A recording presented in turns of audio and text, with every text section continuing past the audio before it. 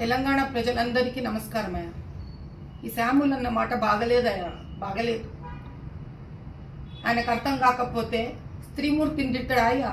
ఎన్నేళ్ళయ్యా మీకు ఏదైనా నచ్చకుంటే మొగోళ్ళకి ఎన్నేళ్ళు నచ్చకుంటే ప్రతిసారి ఒక తిట్టు స్త్రీ తరపునే మాట్లాడతారయ్యా మీరందరు కలిసి.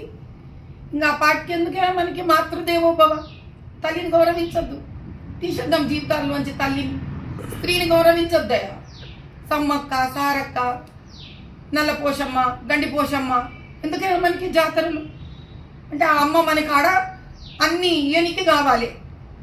అమ్మోరు తల్లి గుళ్ళు కూల కట్టేసేయండి, అమ్మోరు తల్లిని తీసుకొచ్చి ముక్కలకి తిరగట్టి రోడ్ల మీద పడేసేయండి. కడ అప్పటికి తల్లిని స్టేజులు ఎక్కి తిట్లు కూడా తిట్టండి అయ్యా మీరు. ఎప్పటికే ఇది అంతము. ఏ న్యాయం లేదా? స్త్రీ పట్ల గౌరవం రాదా? ఎందుకయ్యా ఇంత ఇంగ్లీష్ చదువులు అట్లా అంటప్పుడు ఎందుకు ఇంత పెద్ద పెద్ద రాజకీయాలు? దేనికోసమయ్యా?